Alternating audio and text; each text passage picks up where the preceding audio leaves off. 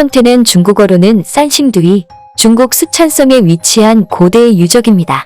이곳에서 출토된 청동기, 옥기, 칠기, 도기, 상하, 조개와 동전을 포함해 수천 개에 달하는 유물은 세상을 놀라게 했습니다.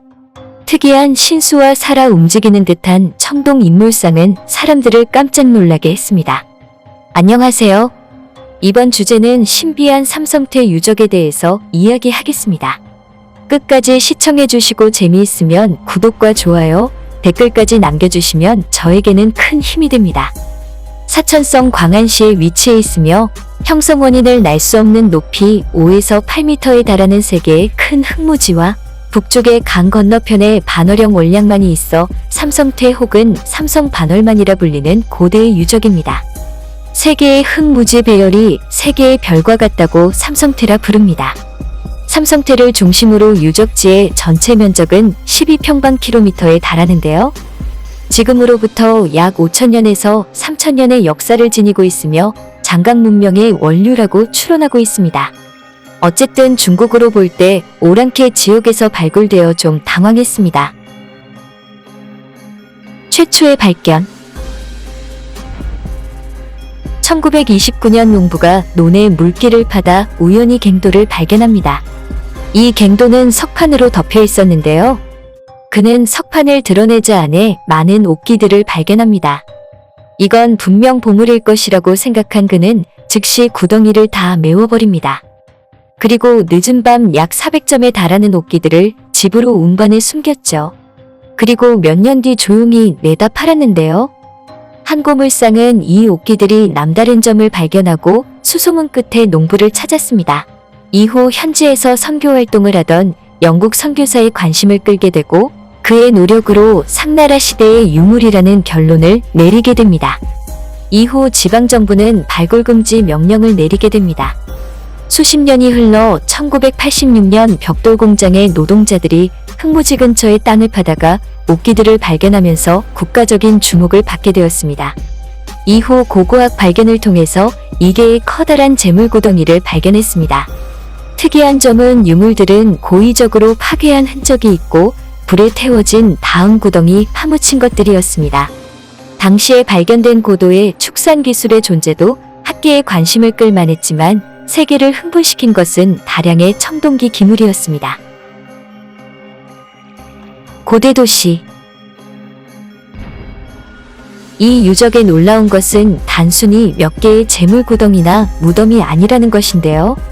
거대한 도시가 있었던 고대 도시의 유적이라는 것입니다. 이곳은 길이 2km에 달하는 성벽으로 둘러싸인 도시 유적이었습니다. 성벽은 하부는 40m, 상부는 20m에 달하는 견고한 요새형입니다. 성은 내성벽과 외성벽, 주성벽으로 나뉘는데 전체 도시 면적은 3.6평방킬로미터나 달했습니다. 성내는 인공하천이 흐르고 있을 뿐만 아니라 구역이 명확히 나누어져 있습니다. 도시 내에는 궁전구, 주거지역, 수공업지역, 제사활동구역으로 명확히 나누어 있습니다. 당시로는 초현대화 계획도시였죠. 맨 처음에 농부가 발견한 것은 수공업 지구에서 발견한 것이고 이후 고고학자들이 발굴한 것은 제사활동지구에서 발굴한 것이었던 것이죠. 현재까지 발굴한 면적은 고작 2% 정도에 불과함에도 사람들을 놀라게 했습니다. 이곳은 도대체 얼마나 많은 비밀이 있는 것일까요? 발굴된 유물. 대표적으로 발굴된 유물 중 몇 가지에 대해서 간략하게 알아보겠습니다. 신수. 이곳에 높이 3.96의 청동으로 주조된 신수가 발굴되었습니다. 일반 성인의 키보다 훨씬 큰 신수는 상중하 3층으로 나뉘어 있습니다. 각 층에 9개의 가지가 달려 있는데 각 가지에는 새들이 앉아 있습니다. 전 세계적으로 가장 높은 나무형 청동기입니다. 나무의 새들은 굽은 부리에 머리에는 화관이 있고 눈은 하늘을 응시하면서 자그마한 날개를 펴고 기다란 꼬리를 치켜세워 곧 창공을 향해 날려고 하는 모양을 하고 있습니다. 신수에는 하늘에서 내려오는 모습을 한 용도 있습니다. 그래서 통천 신수라 불리기도 합니다. 중국 고서인 산해경에 비슷한 신수가 나오긴 하나 매칭은 되지 않네요. 그보다도 더 놀라운 것은 제조 기술인데 현대의 기술로도 쉽지 않다고 합니다. 청동가면상. 삼성태에서는 모양이 특이한 청동가면이 발굴되었는데요. 길이 1m 38폭 85cm, 무게 71.1kg에 달하는 엄청난 크기입니다. 특징은 눈이 돌출되어 있는 것입니다. 특이한 모양의 발굴하던 인부들이 부들부들 떨었다고 합니다. 게다가 구의 모양이나 크기도 특이해서 인류의 형상이라고 할 수 없습니다. 때문에 삼성태 문명은 인류 이것이 아닌 외계 문명의 흔적이라는 이야기들이 있습니다. 황금 지팡이. 1호 구덩이에서는 길이가 1m 43이고 무게는 46스리 지인 황금 지팡이가 발굴되었습니다. 권력자만이 지녔던 힘과 권위의 상징으로 해석하는데요. 중원에서는 발굴된 적이 없습니다. 세월 속에서 내부의 나무는 부식되어 사라졌지만 황금은 그 모습 그대로 보존하고 있었습니다. 표면에는 알 수 없는 도안들이 새겨져 있었죠. 전체적인 제작 기술은 중원 지역에서는 볼 수 없는 것인데요.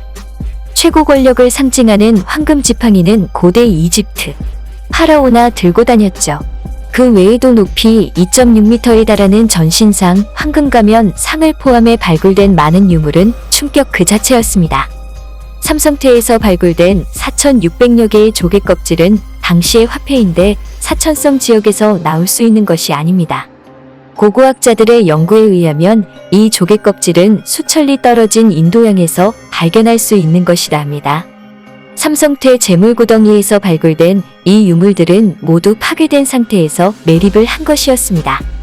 하지만 전쟁으로 인한 것이 아니라 나름대로의 규칙을 가지고 있었습니다.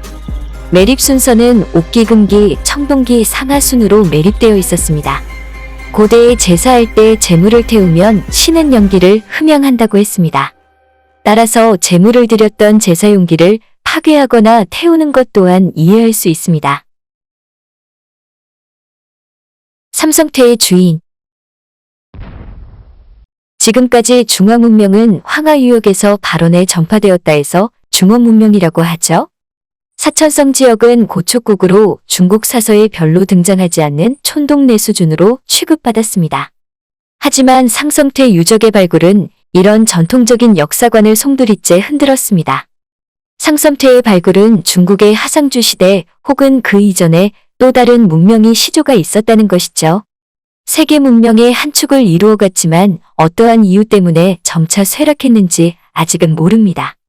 지금까지 발굴된 이 유물로만 볼 때 이미 수천 년 전 사천분지에 있던 이 문명은 고대 인도나 바빌론 등 문명과 교류를 했다고 볼 수 있어요.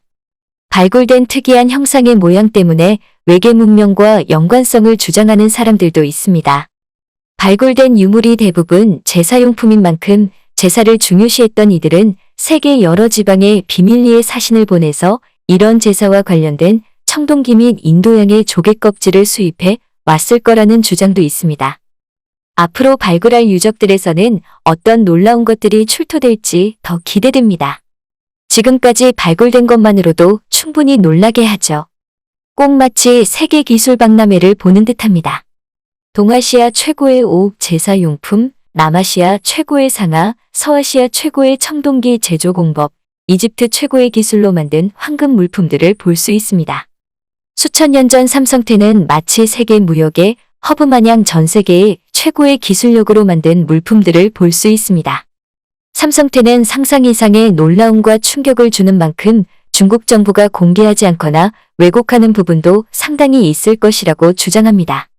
현재 중국은 삼성태는 파촉 도형 문자를 사용했고 의미를 알 수 없다고 합니다. 하지만 사실과 다르게 과두문자 즉 올챙이 형태의 문자를 사용했고 명확히 의미를 지니고 있다고 하죠. 5천년 문명을 주장하는 중국인들, 한족은 사실상 대부분 세월은 이민족의 지배를 받아왔습니다. 어쩌다 정권을 잡을 때마다 그런 흔적을 지우기 위한 역사 왜곡을 많이 했습니다. 중화민족이라는 용어 만리장성은 또 다른 중국 문명의 이면을 보여주고 있는 건 아닐까요? 이번 영상 어떠셨나요? 재미있으면 구독, 좋아요, 댓글, 알람 설정까지 해주시면 감사하겠습니다. 감사합니다.